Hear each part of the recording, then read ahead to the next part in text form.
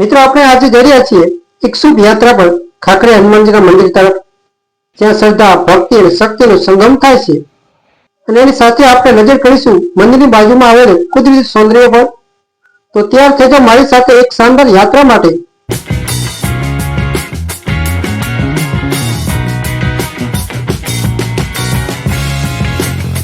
જય માતાજી મિત્રો, કેમ છો? મજામાં? ચાલો આજે અમે જઈ રહ્યા છીએ પાંચાળ પ્રદેશમાં આવેલા એક અદ્ભુત મંદિર ખાખરે હનુમાનજી મંદિરના દર્શન કરવા માટે, જે તરત નજીક આવ્યું છે. તો ચાલો શરૂ કરીએ આજની નવી સફર. આપણે ઘરેથી નીકળીને હાલ આપણે રવાના થયા છીએ ટેમ્પલ જવા માટે. અહીંનો રસ્તો ખૂબ જ શાંત અને કુદરતી દ્રશ્યોથી ભરપૂર છે. અને તમે જોઈ શકો કેટલું મસ્ત મજાનું લોકેશન છે.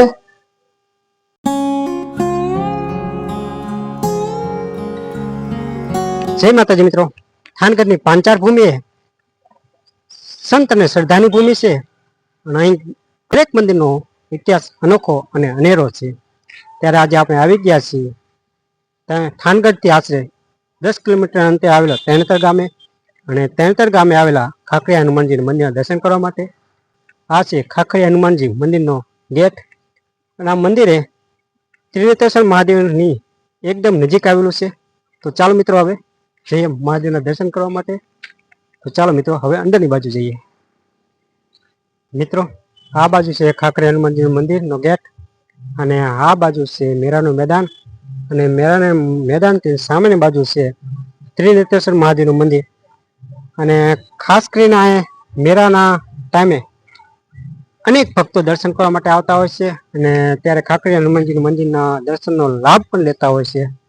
અને ભાદરવા મહિનાને ચોથ, પાંચમના છઠ અહીંયા મેળો ભરાય છે. અને આ બાજુ તમે જે રોડ જોઈ રહ્યા છો તે થાનથી સરાવાળો રોડ છે. રોડની એકદમ નજીકમાં જ મંદિર આવેલું છે, આ ખાખરે હનુમાનજી મંદિર. અહીં આવતા જ એક શાંતિનો અદ્ભુત અનુભવ થાય છે. મંદિર આસપાસનું વાતાવરણ ખૂબ જ પવિત્ર લાગે છે. અને તમે જોઈ શકો છો કેટલું મસ્ત મજાનું આ મંદિર છે. તો ચાલો મિત્રો હવે આપણે અંદર જઈએ અને હનુમાનજી દાદાના હવે આપણે દર્શન કરી લઈએ.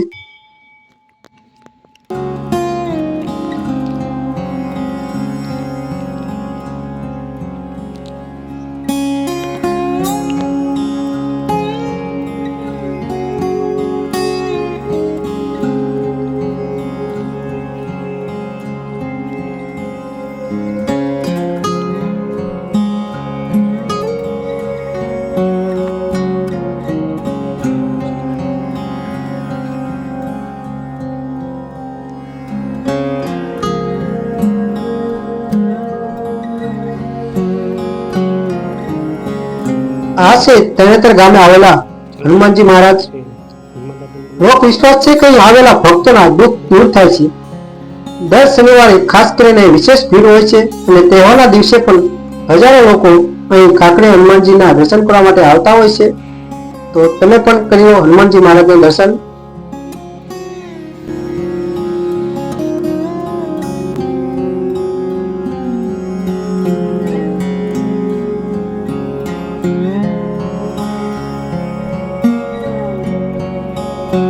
મંદિરની એકદમ બાજુમાં જ અહીં આવેલો છે હનુમંત યજ્ઞ.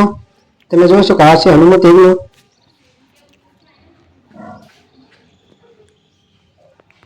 અને મિત્રો આ બાજુ છે નારિયેળ ફોડવાની જગ્યા. આ છે નારિયેળ ફોડવાની જગ્યા છે, શ્રીફળને ફોડવા માટે જગ્યા છે, જે મંદિરની પાછળની સાઈડ છે. અને આ બાજુ છે બગીચો, જોઈ શકો છો નારિયેળ, જાંબુડા, લીમડો ને બધું છે.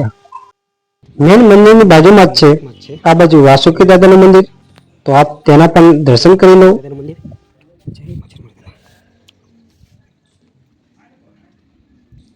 અને આ બાજુ છે અંજની માતાજીનું મંદિર. તો ચાલો ત્યાંથી પણ જઈએ દર્શન કરીએ. મંદિરની પાછળ છે ખાખરો.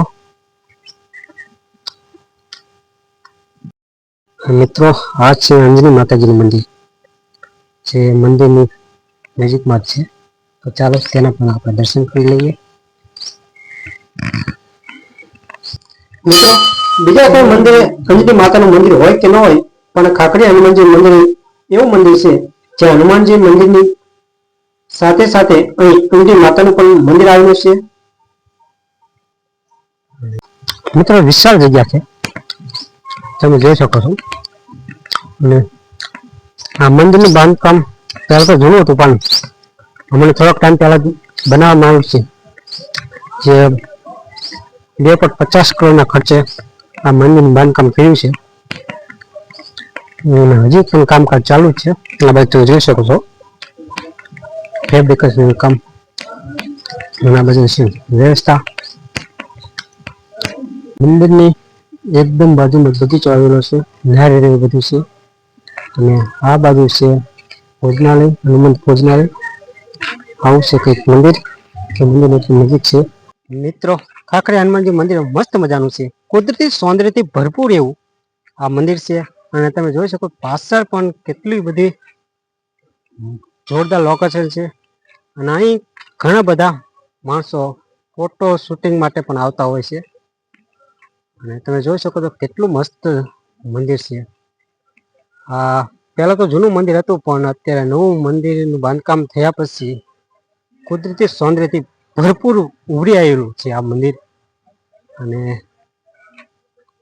તમામ સુવિધા છે, નાવા ધોવાની તમામ સુવિધા છે. અને મિત્રો આ મંદિરની લોકેશનની વાત કરીએ તો આ મંદિરે થાનથી આશરે 10 કિલોમીટર અંતરે આવેલા તરણેતર ગામે આવેલું છે.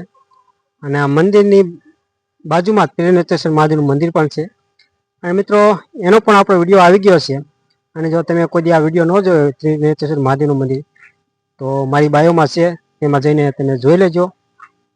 અને આ ખાસ કરીને શનિવારે અનેક ભક્તો દર્શન કરવા માટે આવતા હોય છે. અને ત્રિનેત્રેશ્વર મહાદેવના મેળામાં ભક્તો અહીંયા આવતા હોય છે. અને અમારે તો વારંવાર આવવાનું થાય છે. તમે પણ આવો તો એકવાર અચૂક મંદિરના દર્શન માટે આવજો. તો ફાઇનલી મિત્રો આપણે મંદિરના દર્શન કરી લીધા. અને મસ્ત મજાનું મંદિર છે, અને કુદરતી સૌંદર્ય ભરપૂર એવું મંદિરના દર્શન કરી લીધા. અને ચાલો મિત્રો હવે જઈ રહ્યા છીએ ઘર તરફ. અને મિત્રો વિડીયો તમને કેવો લાગ્યો તે કોમેન્ટ કરીને એકવાર અવશ્ય જણાવજો. Thank you.